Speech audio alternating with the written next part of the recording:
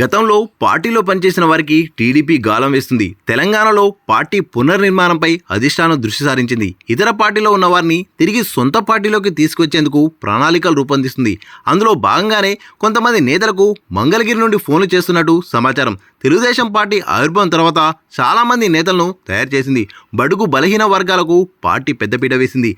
యాక్టివ్గా పనిచేసిన వారికి కీలక పదవులు సైతం ఇచ్చి రాజకీయ భవిష్యత్తుకు బాటలు వేసింది. తెలంగాణ రాష్ట్రం ఏర్పడిన తర్వాత పార్టీ అధినేత చంద్రబాబు ఏపీపై దృష్టి సారించడంతో ఇక్కడ పార్టీ కార్యక్రమాలు పూర్తిగా స్తంభించాయి. ప్రస్తుతం ఏపీలో విజయం సాధించడంతో తెలంగాణలో పార్టీ బలోపేతంపై దృష్టి పెట్టారు. ఎవరెవరు ఏ పార్టీలో ఏ హోదాలో ఉన్నారు, వారి అవసరం మనకు ఎంత మేర ఉపయోగపడుతుంది, వారిని చేర్చుకుంటే పార్టీ గ్రాఫ్ ఏ మేరకు పెరుగుతుంది, ప్రజల్లోనూ పార్టీపై ఎలాంటి అభిప్రాయం ఉంది అనే వివరాలను సేకరిస్తున్నట్టు సమాచారం. గ్రేటర్లో కీలకంగా ఉన్న నేతలపైన ఆరా తీస్తున్నట్టు విశ్వసనీయ సమాచారం. ఏపీలో సీఎంగా చంద్రబాబు నాయుడు బాధ్యతలు చేపట్టిన తర్వాత తెలంగాణ నేతలతో భేటీ నిర్వహించనున్నారు. ఆ భేటీ తర్వాత ఘర్ వాపసీకి శ్రీకారం చుట్టి చేరికలను ముమ్మరం చేయనున్నట్టు తెలిసింది.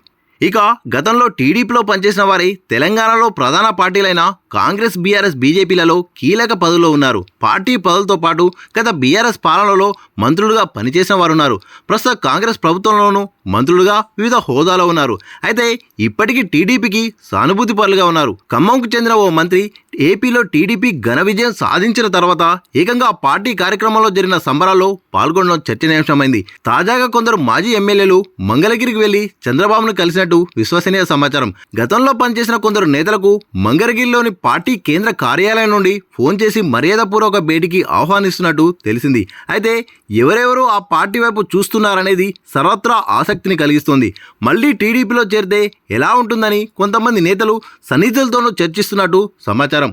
ఇక ఏపీలో టీడీపీ ఘన విజయం సాధించడంతో హైదరాబాద్లోని ఎన్టీఆర్ ట్రస్ట్ భవన్కు మళ్లీ కల వచ్చింది. నాయకులు, కార్యకర్తల హడావుడితో ఎప్పుడూ సందడిగా ఉంటుంది. మరోవైపు తెలంగాణలోని అన్ని ఉమ్మడి జిల్లాల్లో ఉన్న టీడీపీ కార్యాలయాలపై సైతం దృష్టి సారించినట్టు తెలుస్తోంది. త్వరలోనే రాష్ట్ర, జిల్లా కమిటీలతో పాటు అన్ని కమిటీలు వేయనున్నారు. పార్టీ కార్యాలయాల్లో నిత్యం కేడర్కు శిక్షణా తరగతులు నిర్వహించనున్నారు.